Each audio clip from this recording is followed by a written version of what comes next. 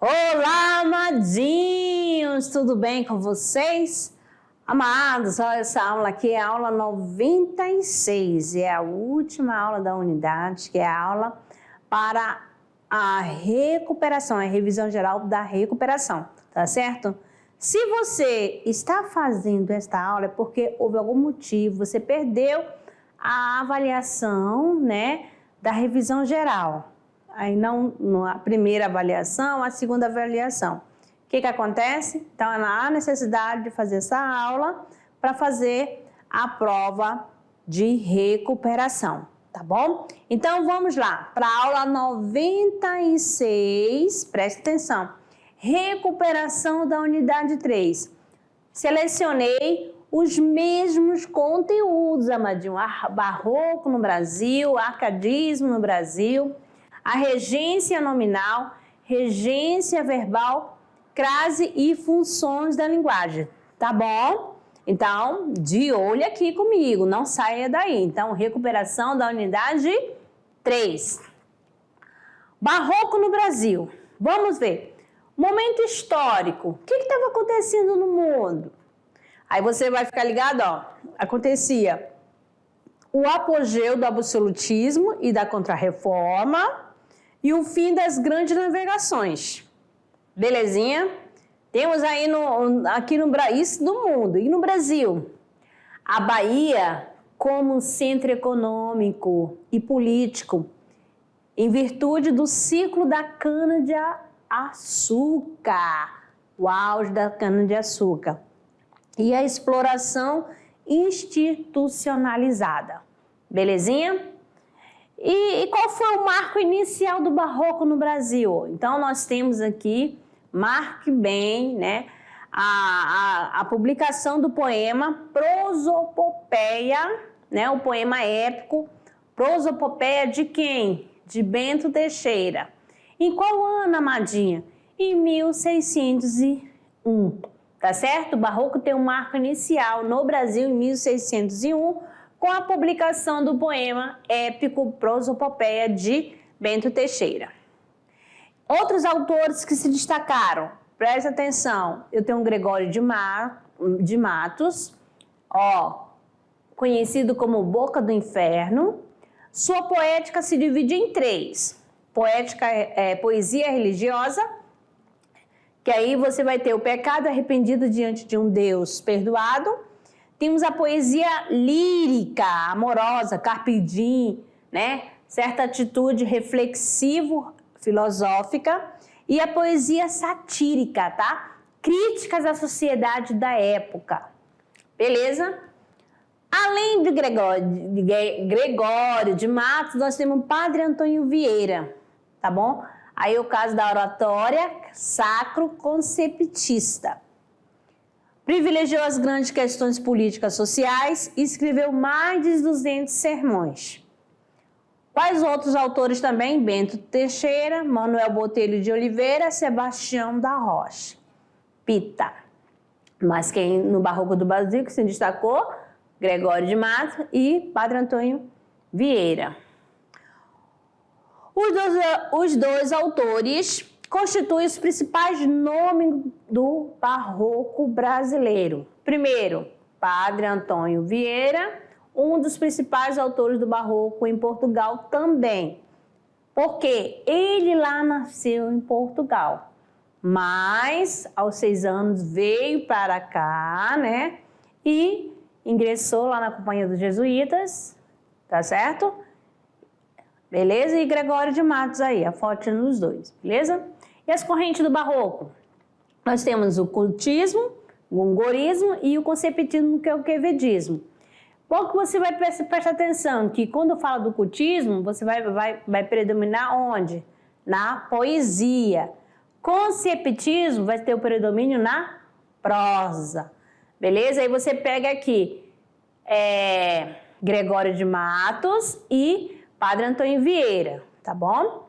Aí mais relacionado à forma, o cultismo, Atitude sensorial, apelos aos sentidos das imagens, jogo de palavra, rebuscamento formal e uso exagerado de figuras de linguagem, antítese, paradoxo, hipérbole e metáfora. No conceptismo, relacionado a quê? Ao conteúdo. Atitude intelectual, apelos aos raciocínios, aos conceitos, jogo de ideias, retórica aprimorada, jogo intelectual de paradoxo e sutileza lógica. Então, aqui terminamos a escola do Barroco, vamos lá para o arcadismo no Brasil. Nós temos aqui o arcadismo, também conhecido como neoclassicismo, e o momento histórico. No mundo, século XVII, os séculos das luzes, o iluminismo, né? No Brasil, expulsão dos jesuítas, 1759, ciclo da mineração, Minas Gerais como centro econômico e político e a Inconfidência Mineira de 1789. Aí você vai, professora, é aula de história? Não é aula de história, mas só que você sempre vai fazer a relação. O que estava acontecendo no momento, né? Que momento histórico marcou neste período, tá bom? Neste século XVII. Aqui temos as características do arcadismo, né? Que é o racionalismo, superação dos conflitos espirituais do período barroco, retomada dos valores clássicos, o belo, o bem, a verdade, a perfeição, pastoralismo, né? Que a utilização de pseudônimo pastorizo, eles assinavam, né? Como os pastores usavam apelidos, valorização das convenções clássicas e da mitologia greco-romana, locus amenos, que é a opção pelo bucolismo, pela vida em contato com a natureza, no campo, pastores, riachos, ovelhas. Áurea, mediocritas, né? Exaltação da vida simples, honrada, equilibrada e harmônica. E o carpe diem, que é viver o presente. E o nutilia, truncar, que é simplicidade estilística, clareza, equilíbrio, reação contra os excessos formais do barroco, né? Que aqui o arcadismo era simplicidade e o barroco era o exagero. Belezinha? Manuel Maria Barbosa de Bucage, né? É a maior figura do arcadismo português. Entrou na Nova Arcádia com o pseudônimo de Eumano Sardino. Eumano é anagrama de Emanuel e Sardino é uma alusão ao rio Sardo, né, que corta o Setúbal, terra natal do poeta. A musa é Marília, o cenário campestre é povoado de deuses, predominam locus amoenos. A poesia satírica de Boccaccio tem força demolidora, a linguagem é vulgar e os versos são, em sua maioria, redondilhas. Aqui para vocês nós temos agora a regência nominal e a regência verbal. Regência nominal, você vai estar ligado a quê? Ao nome, que esses nomes serão substantivo, adjetivo e advérbio. E a regência verbal está ligada ao verbo, vai completar o sentido do verbo. Então, regência nominal é a relação de dependência existente entre um nome, que nome? Substantivo, adjetivo, advérbio e o seu complemento.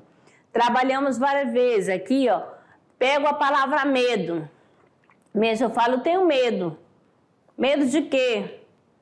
Medo de barata, medo de escorpião, medo de avião, medo do escuro, medo de complementos nominais. Ó. Então, a palavra medo, ela pede um complemento, tá certo? Então, ó, e sempre esse complemento, no complemento verbal, na regência verbal, vai aparecer com o quê, amadinho? Que eu esqueci de colocar aqui a canetinha. Vai aparecer preposição, tá bom? Então, o termo regido vai vir sempre com preposição, tá bom? Belezinha? E o termo regente, ele vai pedir a preposição. Aqui nós temos essa frase, os professores identificaram as dificuldades da gramática. Então, aqui está em destaque o verbo, né? Eu falo, os professores identificaram. Aí você fala, identificar o quê? A dificuldade de gramática. Então, este verbo identificar, ele pede um complemento verbal, tá bom? Complemento verbal, porque vai completar o sentido do verbo. E esse complemento veio sem preposição. Então, eu já sei que o verbo é transitivo direto, porque o verbo transitivo ele vai pedir um complemento, tá bom? Com ou sem preposição. Então, aqui ele vai ser chamado de verbo transitivo direto, porque ele é o termo regente e não exige a preposição. E o termo regido vai ser objeto direto, que é objeto direto porque é um complemento sem preposição. Belezinha? Agora, falando da regência nominal, eu tenho aqui as dificuldades de gramática. Aí você pega aqui, ó, as dificuldades. É o núcleo do objeto direto, porque é a palavra principal, que é o nome, né? Aqui é o núcleo, tudo tem um núcleo. E de gramática, está completando o sentido da palavra dificuldade. Então, aqui eu vou ter o núcleo do objeto direto, vai ser o termo regente. E o complemento nominal é o termo regido, porque este completa o sentido da palavra dificuldades. Beleza? Agora, a regência verbal. É a relação de dependência ou de subordinação entre o verbo e os termos que os complementam, né? Que complementa? Objeto direto ou objeto indireto. Ou caracterizam, adjunto adverbiais, tá certo? Então, vamos ver os efeitos de relação de dependência, ó, de regência, na verdade, efeito de sentido da relação de regência. Você pode ter um verbo e esse verbo apresentar mais de uma regência, tá certo? Como assim, amadinha? Porque eu posso pegar o verbo assistir, por exemplo. Eu assisto às séries, no caso de ver, presenciar. Eu assisti ao espetáculo, ó. Esse assistir aí, de ver presenciar, ele vai pedir a preposição a, tá? Aí o médico assiste o doente, ele ajuda, ele auxilia, dá assistência, né?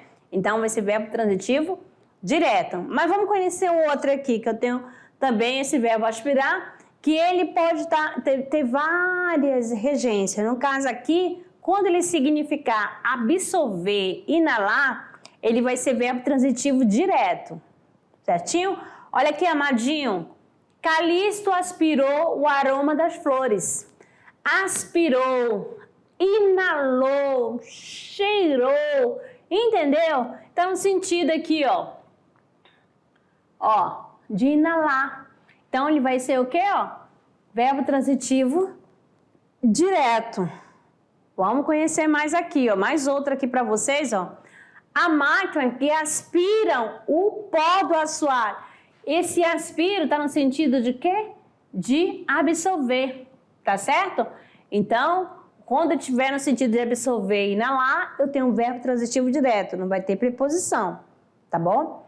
Agora, quando eu tiver o verbo aspirar, mas mudou o sentido de desejar e almejar, ele vai pedir a preposição a, tá certo? E ele vai, ó, ser verbo transitivo indireto, porque vai vir acompanhado da preposição.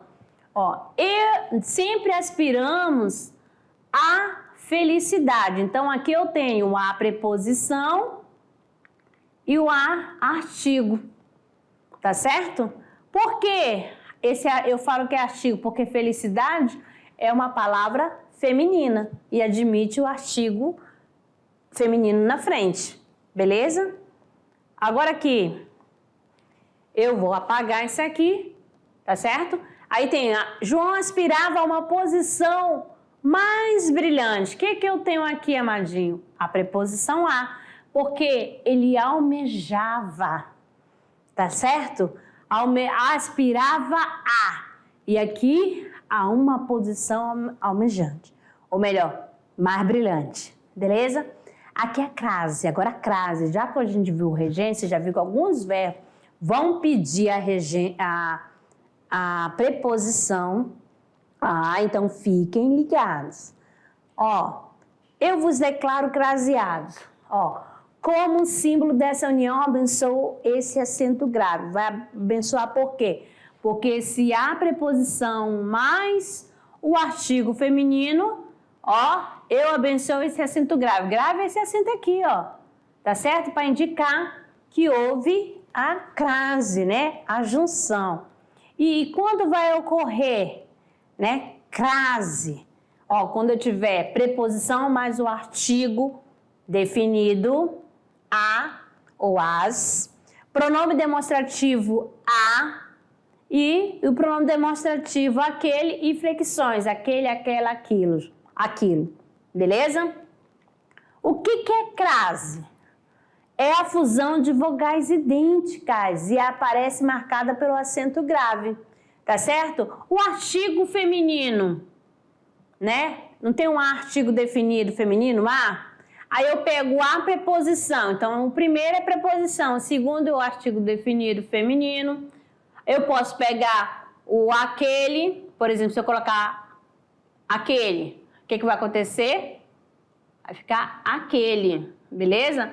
Com acento indicativo de crase, tá bom? Quando que vai ser facultativo o uso da crase? Presta atenção, diante de nomes de pessoas do sexo feminino. Ó, ele fez referência a Sandra. Sandra é um nome feminino. Então, esse azinho pode aparecer com crase, né, com acento grave ou não. Diante de nomes, de pronomes possessivo feminino, ó, minha, obedeça a minha mãe, obedeça a minha irmã. Depois da preposição até, então, fomos até a feira, fomos até o quê? A praça. Então, pode estar com crase ou não. Caso em que a crase é proibida, antes de verbo no infinitivo, olha só, João começou a chorar. Viu só? A chorar. Chorar é verbo, o verbo está no infinitivo. Antes de pronomes e antes de a no singular, mas a outra palavra está no plural, estiver no plural, não tem crase. Antes de artigo um e uma, antes de masculino, voltei a pé. E diante de palavras repetidas, né? Também é proibido. Tomei gota a gota do remédio amargo. Eita, gota a gota aí, palavras repetidas. Belezinha? Agora, amadinho, vamos lá para as funções da linguagem. Nós temos aqui, né, esse esquema relacionado ao quê? O que diz Jacobson? É possível identificar pelos menos uma das 6 funções da linguagem, as quais se relacionando diretamente com quem? Com os elementos da comunicação. E quais são os elementos da comunicação? Nós temos o emissor, o receptor, a mensagem, o contexto, o canal e o código. Então, você vai observar aqui, a linguagem emotiva ou expressiva está ligada diretamente a quem? Ao emissor. A conativa e apelativa está ligada a quem? Ao receptor. Né? A referencial, ao contexto. A poética, à mensagem. A fática, ao canal. E a metalinguística, ao código. Beleza? E aqui, as funções da linguagem, eu tenho denotativa, objetivo, é a questão de ser clara, né? Ter clareza, objetividade. Onde eu vou encontrar essa linguagem denotativa? Jornal, né? Porque é informativa e é referencial. E a conativa, qual o objetivo dela? De convencer da ordem pedido. Ela é apelativa, tá bom? Centrada no receptor. E a emotiva, aquela expressiva, né? A subjetiva, né? ênfase no quem? No eu. Aí música. E a Fátima? A fática, meu Deus do céu, não sei porque eu quero falar Fátima, é fática. A fática, amadinho, é aquela que vai testando um canal, né? Que sempre fica verificando, é o contato. É clareza e objetividade. Alô, tá ligado? Oi, tudo bem? Estão entendendo? Aí, ó. E a metalinguística é aquela autoexplicativa, né? Que usa o código para explicar o próprio código. Como assim? O dicionário usa a palavra e vai explicar outra palavra, tá certo? E a poética está a questão da estética, rima e sons. Beleza? Certinho? Então, aqui eu coloquei, né, para desejar para vocês uma excelente prova de recuperação. E nessa prova de recuperação eu já me despeço, né, de vocês, tá? Foi muito bacana ficar acompanhando vocês nesta série, beleza? Que é a primeira série do ensino médio. Um grande abraço e até ao segundão, amadinho. Até lá!